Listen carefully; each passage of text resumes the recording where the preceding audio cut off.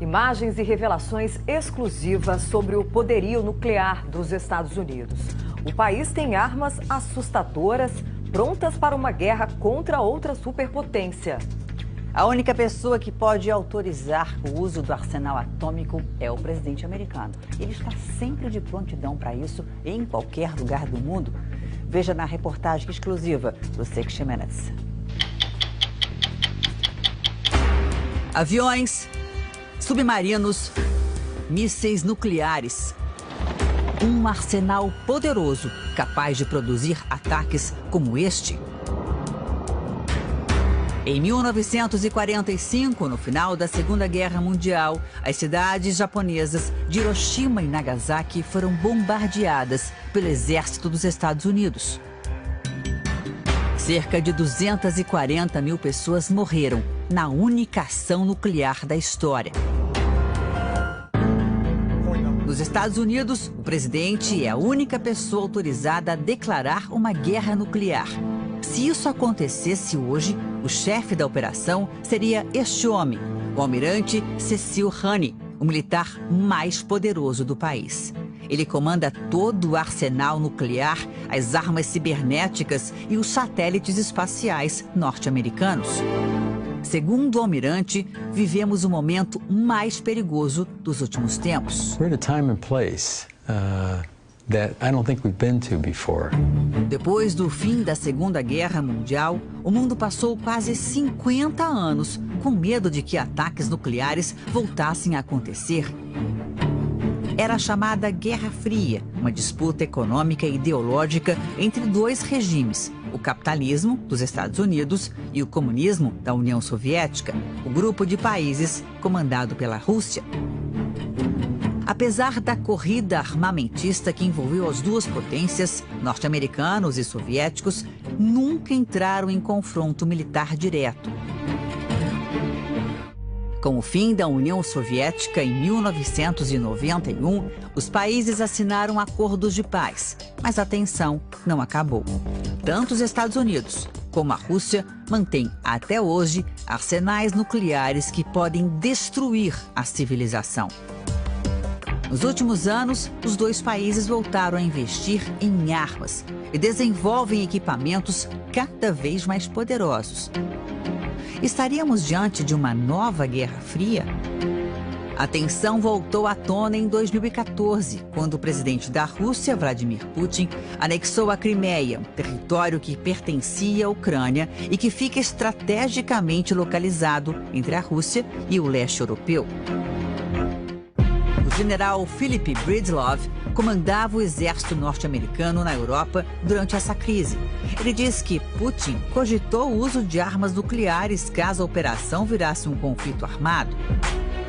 I think to them the use of nuclear weapons is not unthinkable. O general explica que, na visão dos russos, as armas nucleares são uma garantia contra os Estados Unidos e a OTAN, uma organização militar que reúne países da Europa e da América do Norte. Este documento, assinado por Putin, declara que a Rússia se reserva no direito de usar armas nucleares no caso de uma agressão.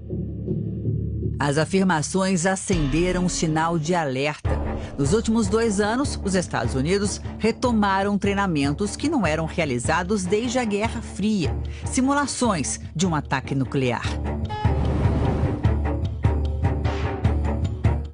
A equipe do 60 Minutes teve acesso com exclusividade a grande parte do arsenal e ao centro de controle do Comando Estratégico norte-americano. Esta é a arma mais mortal existente nos Estados Unidos, o USS Kentucky, um submarino com capacidade para transportar cerca de 200 ogivas nucleares. Cada uma delas com potência muito maior que as bombas que caíram no Japão em 1945. 24 horas por dia, 7 dias por semana, o submarino se move o tempo inteiro. Por isso, o capitão garante, nenhum país consegue determinar a localização do USS Kentucky. Tanto poder exige muita responsabilidade. O capitão explica que o submarino funciona como um cadeado que precisa de várias chaves para ser aberto. So I have keys in my possession. Other members of the crew have keys in their possession. Cada chave fica num cofre diferente e a única pessoa que tem o código de acesso é o presidente dos Estados Unidos. O almirante Honey controla tudo isso a partir desta sala.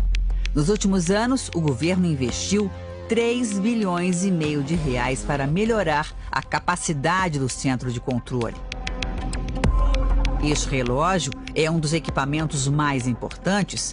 Caso os Estados Unidos sofram um bombardeio, a equipe teria como estimar o tempo de colisão por meio de uma rápida análise do tipo de bomba lançada contra o país. A partir daí, este relógio seria capaz de mostrar uma contagem regressiva com o tempo disponível para que o presidente decida como agir, qual seria a estratégia em caso de um contra-ataque, quais armas usar. Se o presidente decidisse lançar bombas, o relógio marcaria também o tempo até que elas atingissem o alvo. Os números apareceriam logo acima da palavra POTUS, uma abreviação para presidente dos Estados Unidos. As ações do presidente estariam baseadas no chamado Livro Negro, uma lista com todas as armas disponíveis e os locais que poderiam sofrer retaliações. O presidente carrega uma cópia desse livro o tempo todo. So he's never away from the options. That's correct. Se ele aprovasse um ataque hoje, o almirante Honey falaria com o presidente por este microfone. Directly from this microphone. O general Richard Clark é o responsável pelas bombas nucleares do país. Ele mostra uma outra arma poderosa, o B-52. Esta aeronave é capaz de transportar até 20 mísseis. Nos últimos 2 anos, o equipamento foi usado em exercícios no Polo Norte e no Mar do Norte. São simulações de como seria um ataque. We're training the way we might have to fight. Segundo o general, o objetivo dos treinamentos é mandar uma mensagem à Rússia. Nós estamos preparados. Both our allies and our adversaries take note.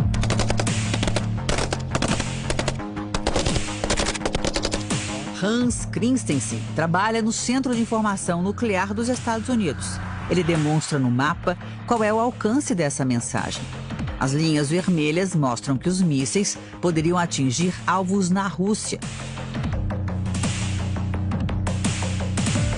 O diretor de inteligência do Comando Estratégico, o almirante Steve Parod, disse que muitos líderes russos defendem publicamente o emprego de armas nucleares. To employ nuclear weapons in the course of conflict.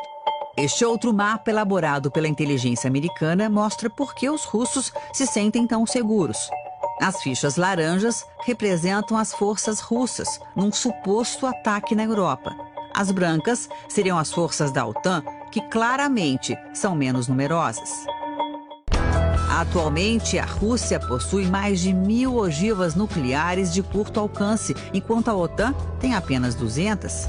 No caso de um ataque à Europa, o armamento norte-americano poderia chegar tarde demais. É por isso que o país tem investido também em bombas como essa, as chamadas B-61.